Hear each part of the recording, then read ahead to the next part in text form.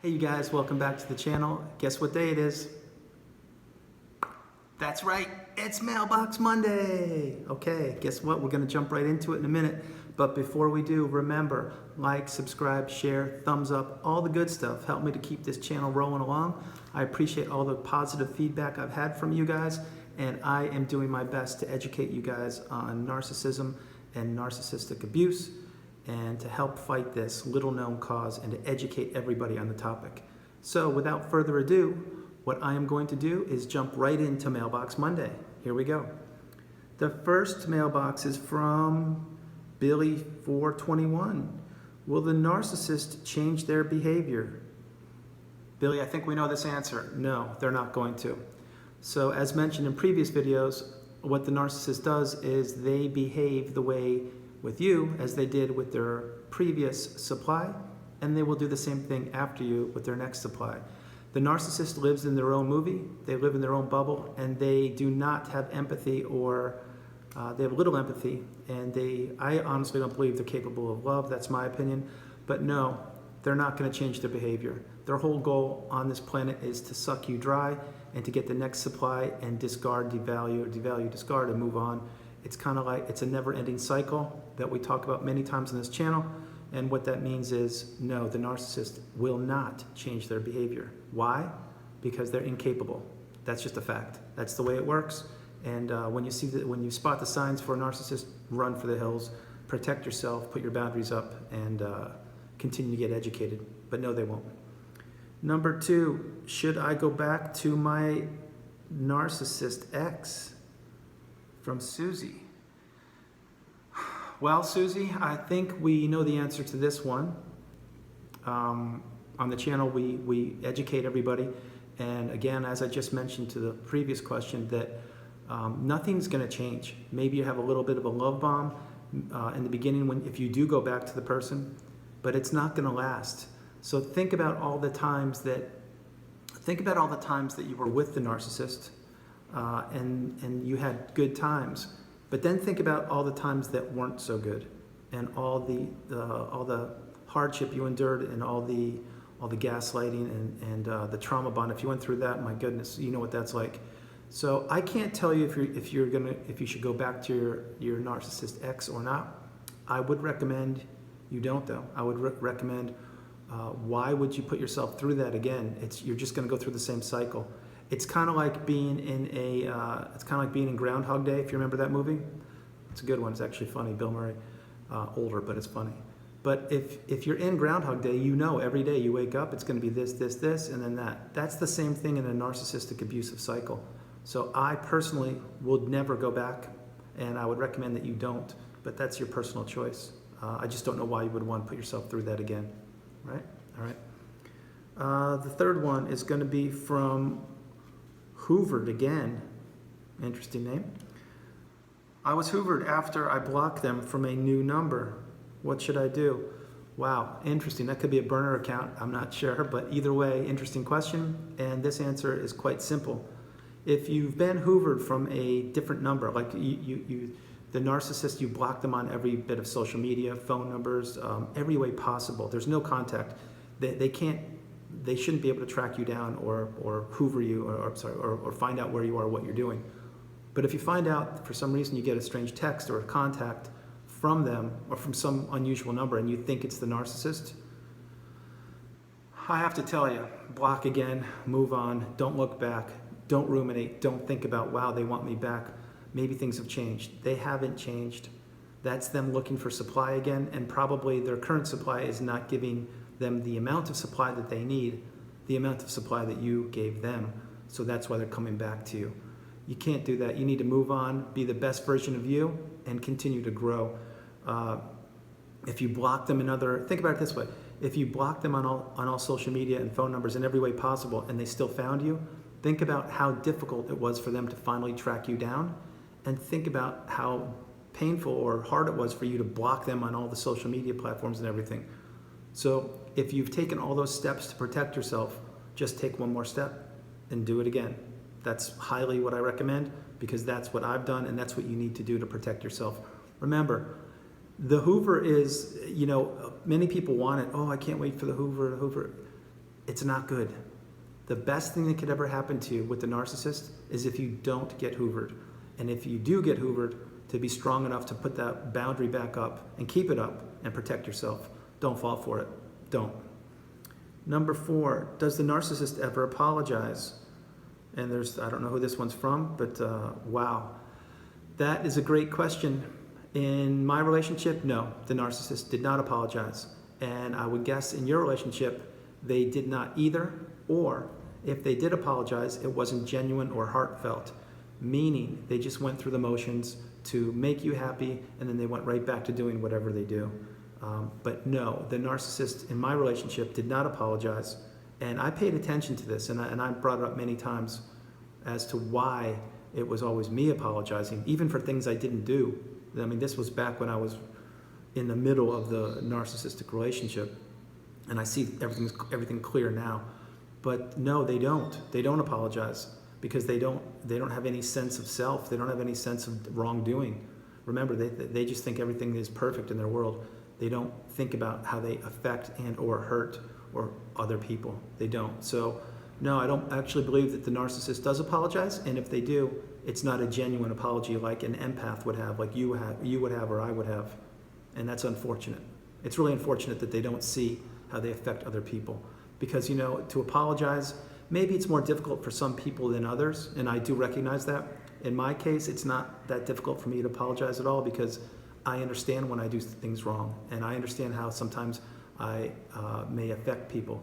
But I try my best to own up to it and take the right steps and to try and make things right with the person, maybe when I didn't apologize, to apologize.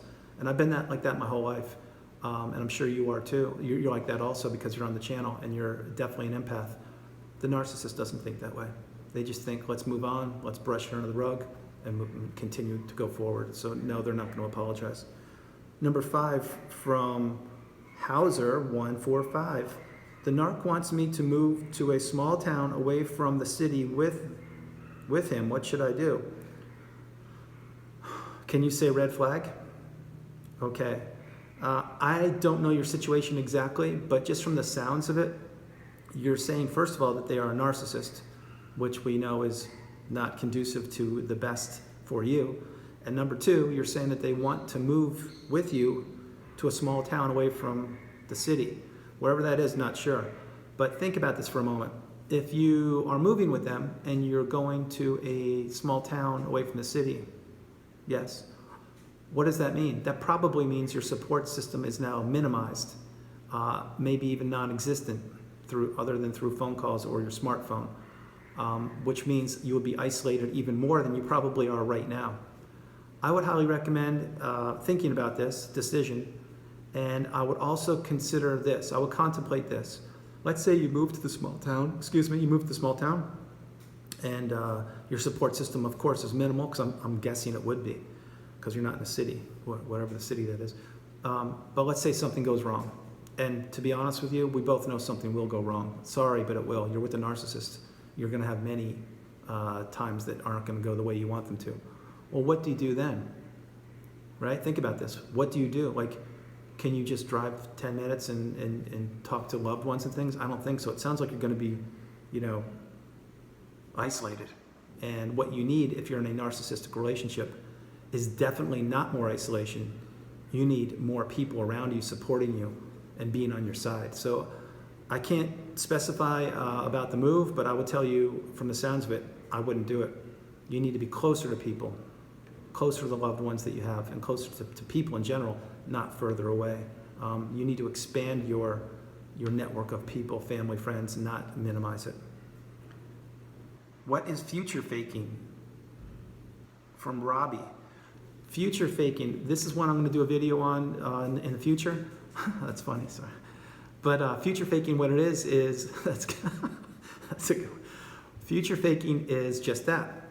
It's when the narcissist makes plans with you in the future, like perhaps having kids or moving closer to a certain destination, or to buying that beach property, or to starting a business, or it could be any of these things, and they don't happen. Why? Because the narcissist never had intentions of doing any of these things. These things, the future faking was literally just meant to keep you on the hook longer, to engage you, to get more supply from you. However, none of these plans were ever going to happen. And that may be difficult for some of you to comprehend, but future faking is a big issue. One that, to be fair, I haven't gone into at all on this channel, but I will after this question. Future faking is very hurtful, extremely painful and difficult to comprehend how somebody could do that. And it's flat out selfish. So again, imagine that you're with your significant other and you have all these plans, everything. You know, this could be even a wedding. Let's have the wedding of our dreams and all these things. And it doesn't happen for whatever reason. That is the sick, twisted mind of a narcissist, completely getting supply from you and completely making up plans that will never happen, that they never had intended to happen. And you, the poor innocent person, are thinking, wow, this is great, I met the love of my life, or this person's unbelievable, I can't wait to do this and this with them. And the narcissist has no plans whatsoever to follow through on these. Future faking is not, it's absolutely cruel and devastating once you get your head around it and you understand that, wow, the person I was with does not have any intention whatsoever to fulfill these dreams and goals. That's when you realize, wow, this wasn't real. This person wasn't a real person. They were just playing a part in the movie in their head. And that's difficult, but I'm going to do a video on that. Thank you for bringing that question up. Does the narcissist envy me? And that's from Ocho. Nice. Yes, I can tell you right now firsthand that the narcissist does envy you. And why would I say that? I would say that because the narcissist looks for quality people that have attributes and characteristics that they don't have, such as perhaps being very good looking, a great job, high status, great conversationalist, and many others. And the narcissist looks for this supply, which in this case is you, to better themselves and to make themselves look better on the outside. In other words, pretend you are the Gucci bag that is just an accessory to a person that's walking on the red carpet in a Hollywood red carpet Academy Award ceremony or whatever that is. And you are the Gucci bag. Get it? So you're not there arm in arm with the narcissist walking up the red carpet going into the Academy Awards. No. You're the Gucci bag on the arm of the narcissist. You're just an accessory. And the point being, are they envious of you? Absolutely. Because you have all the goodness and the compassion and kindness and caring and the big heart of gold and the empathy that they don't have, and they will never ever have that. But you bring it to the table, and what they do is they're completely envious of you. They wish they had even 1/10 of a percent of what you have, but they don't, and they won't. They never will. So what they do is they suck all of this energy and supply and all the goodness that you offer. They suck it out of you, and they turn you into a shell of yourself.